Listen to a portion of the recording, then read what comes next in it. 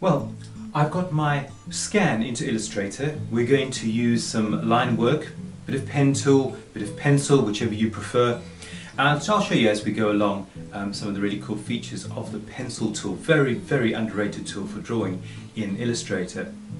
And after that, we'll use live paint to get the colour in. Once we've done that, we're going to take it into Photoshop and then get the shading done in Photoshop with some layer techniques. I'll also show you very quickly how you can do it in things like Manga Studio or Clip Paint, depending on which one you're actually working with. Anyway, watch the tutorial, have a look, try it out yourself. Right, the first thing I'm going to do is to place my scan. And I'll go to File and Place in Illustrator. Find the scan. The quality of the scan actually doesn't matter that much as long as you can see the drawing. It really doesn't matter whether it's high res, low res, whatever the case might be. Place it in. I've made it roughly the right size. Remember, this is Illustrator. We can always change it later on. It's fully scalable. But I've gone to the Layers panel, double-clicked on the layer, and I'm dimming the image down. And I'm dimming mine down to 30%. So that will lighten the whole image up. You'll notice that I also locked the object. Now, this is just a useful technique because the last thing that you want to do is move your background while you're halfway through drawing. Now, starting with the pen tool, I'm going to zoom right in. We can use the pen tool to draw the lines in, and it really is a preference.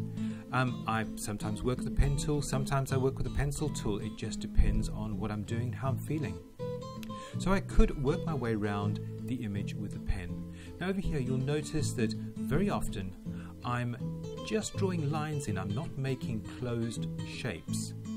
So of course some of you who've used Illustrator might be wondering about this because yes, I want to start filling in the colours, but that's the great thing about live paint. You don't have to have closed shapes to do it.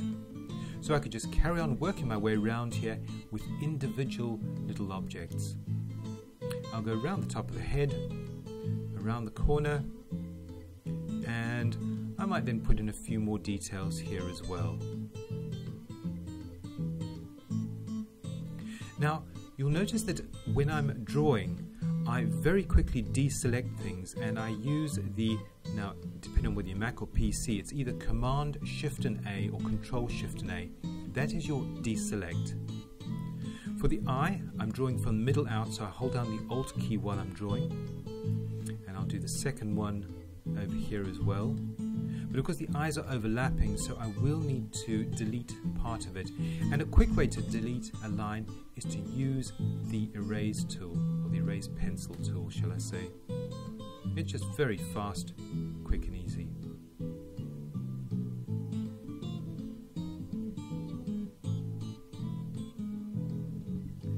Add in a few more details in here, the mouth.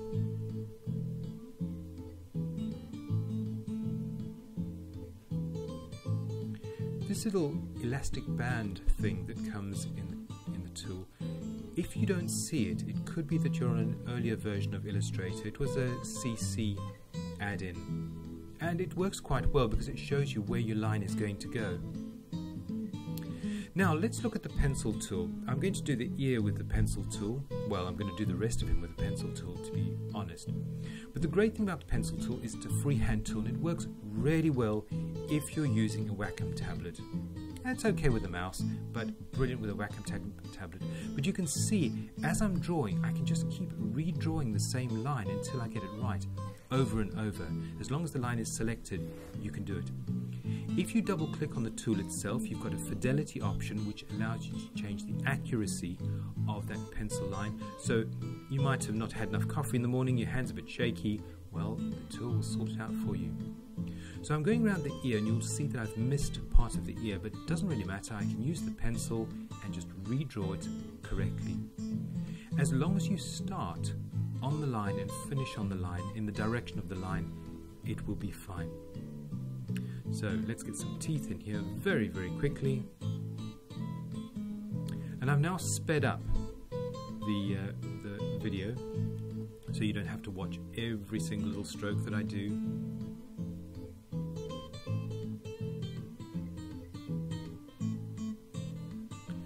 Now I don't also do the whole line at once. You can see I can draw part of the line and then just add to the line with the pencil tool. Putting some finger details in here.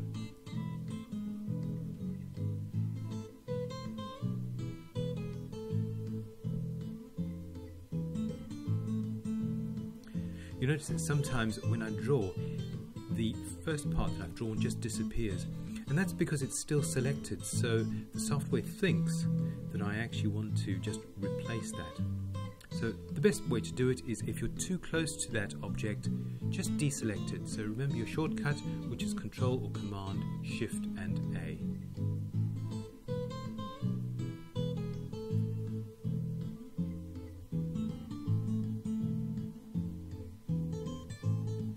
I'm also holding down Command or Control to get my arrow tool occasionally if I need to select something.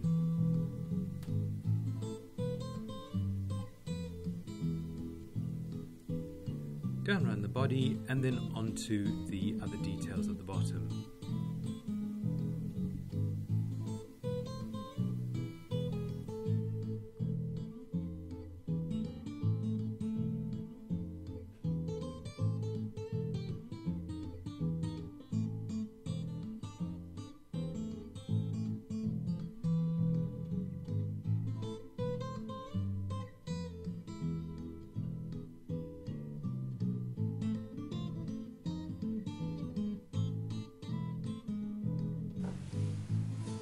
Arr.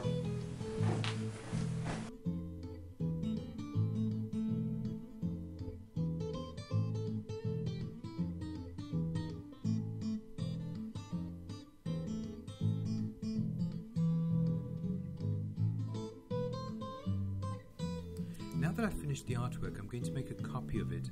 So you can either select it, hold down the Alt key and drag to make a copy, or if you go to the Artboard tool, you can hold down the Alt key then and drag and make a copy of the entire artboard with the artwork on it. So I've got my two bits of artwork now, and I'm then going to go and I'm going to work on the left artboard. Now I'll use the black arrow tool to select the artwork,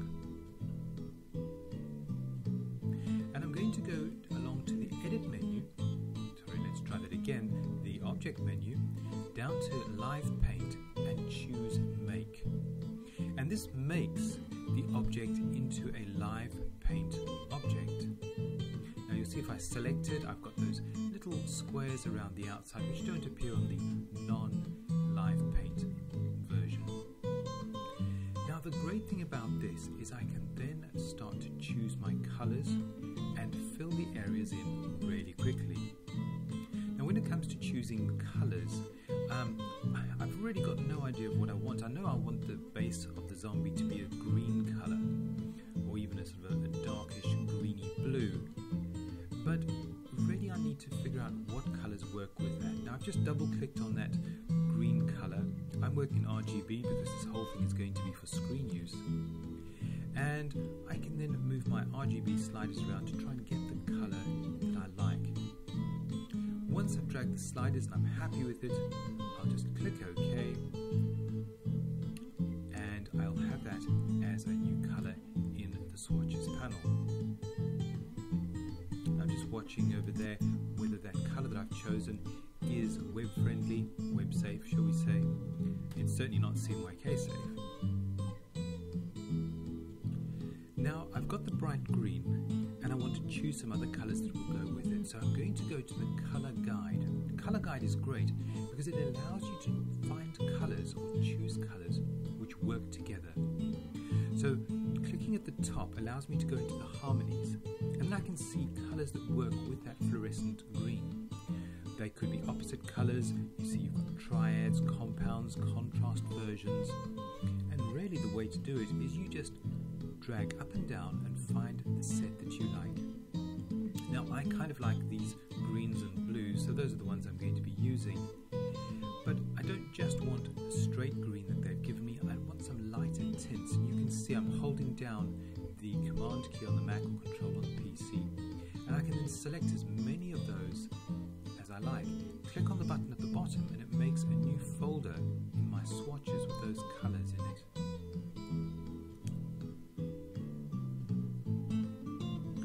So, onto the toolbar, and I'm going to go along and I'm going to find the Live Paint bucket. So it's called Live Paint bucket in there. And then I can pick the colour that I want. I'll choose the green. And as I move over the image, you can see how it's selecting areas. They're not one object, they are a number of lines, but it sees them because it's a Live Paint object.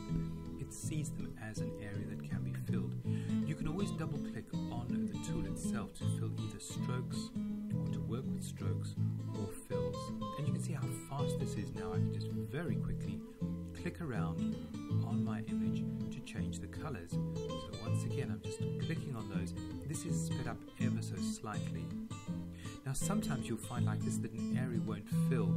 So you can use your white arrow tool, just drag it until it will allow it to be filled. There we go, and I can then separate those and have different colours in them.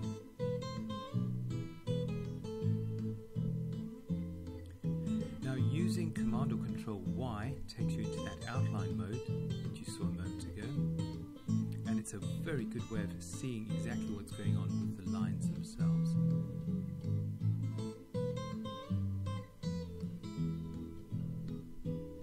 Finish up the belt and the pockets.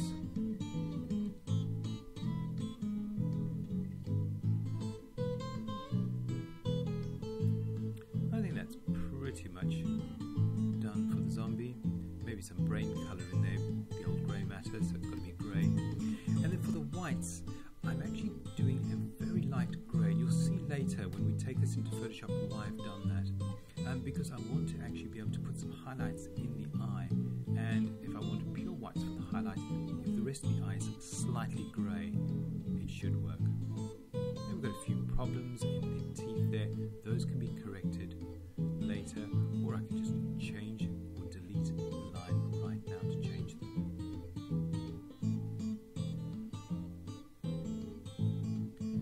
So I've selected the zombie, I've selected the Live Paint object, and what I'm going to do now is to get rid of the stroke on everything. So I'm just left with the fills. It's taking a little while to do it. I'm just saving there very quickly. Just keep saving as you go along. Now this is why I've still got the original zombie there, because I want to separate the strokes from the fills. So now I've got a stroked version of the zombie and I've got a filled version of the zombie.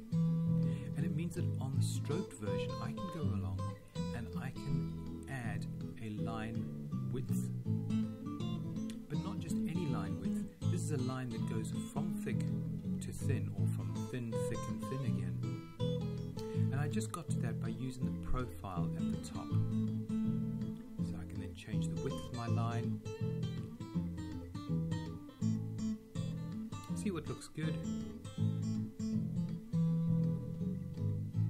And you can try different profiles on that line as well. I'll take it back to about 1.5.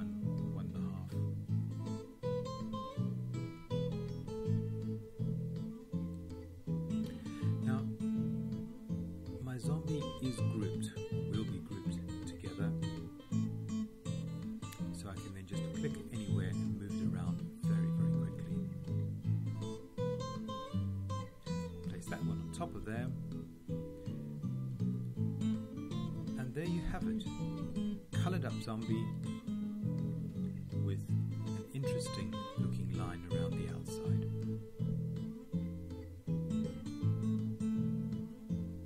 He's ready for Photoshop now.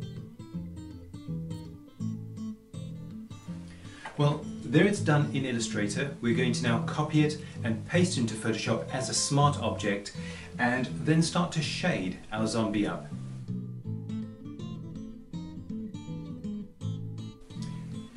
Now, there are two bits of technology that I'd like to speak about very quickly. The one is the Wacom Tablet.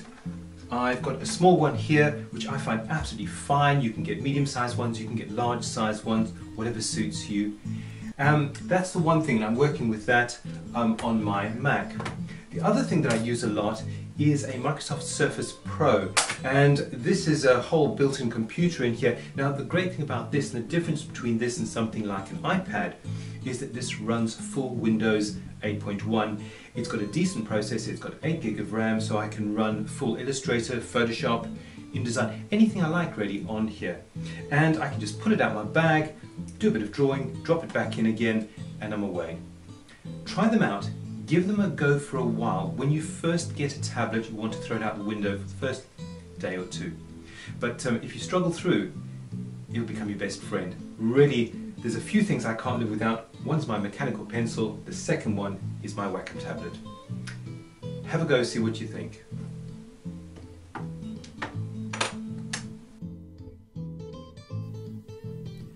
Now I'm taking these into Photoshop, so I'm copying them from Illustrator and pasting them into a new document in Photoshop.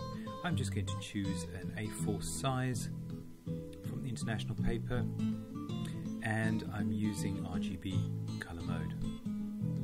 So I paste in as a smart object. So you're probably wondering why I'm bringing in the fill and the stroke as separate objects. Well, the reason for that is so that I can then treat them independently in Photoshop. I might want to do something interesting like put a drop shadow on the stroke so it separates it out slightly from the fill. Or I might want to lighten up all of the fill colors without affecting the black of the stroke, and I can do that very quickly. Now I want to start to lighten or darken the areas of my image, and I'm going to do that on a separate layer. So I'm going to add a new layer into my document by clicking on the new layer button at the bottom. Now my new layer I'm going to clip to the layer below, and the way you do this is you hold down the Alt key and you click between the layer and the layer that you want to clip to. And what happens is it masks out that layer. You'll see if I undo that clip, I can see the whole bit that I've painted. Let me get rid of that and do it again. So hold down the Alt key, clip between the layer and the layer below it, and I'm going to change the mode from normal down to color burn. This is going to be the layer that I'm using for darkening. So what I do now to burn or darken down the image is I choose shades of grey and paint them in. So I'm changing the size of my brush, and I'm using, now depending on whether you're on a Mac or a PC, on a Mac you use Control and Alt, and then you click and drag left and right to change the size up and down for the hardness. On a PC it's right click and Alt and do the same. Now you see, when I'm painting with grey, it just seems to be darkening the area down. It's not actually darkening the layer, it's working on the layer above it, the colour burn layer. So I can then paint with shades of grey to darken down different amounts. Of course, if I make a mistake, I can just go to the erase tool and erase the grey from that colour burn layer.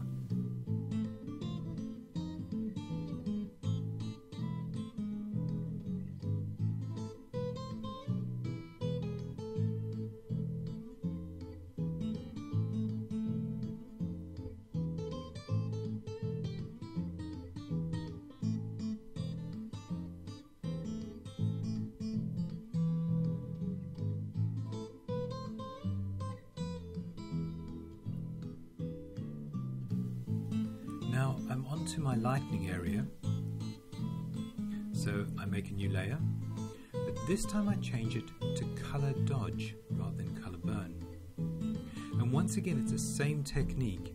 You use shades of grey to lighten the various areas.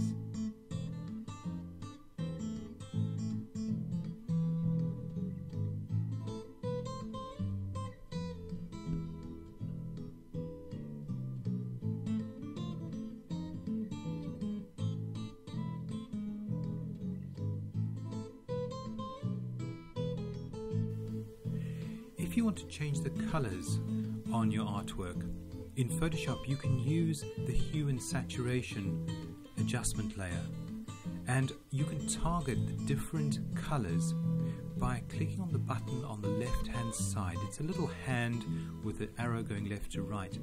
You choose that button, you click on the color that you want to adjust, and you can then change the hue or the saturation. I'm going to get rid of that and go back to my original colors though, because I was quite happy with them.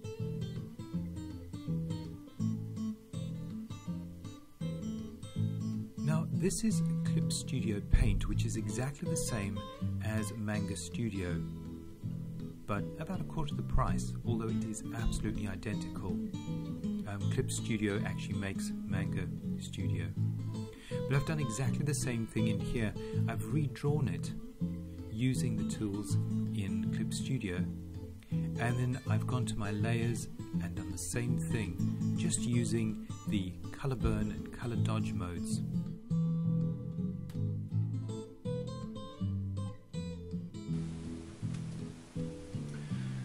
Well, there we have it. Our zombies all shaded up, ready to go.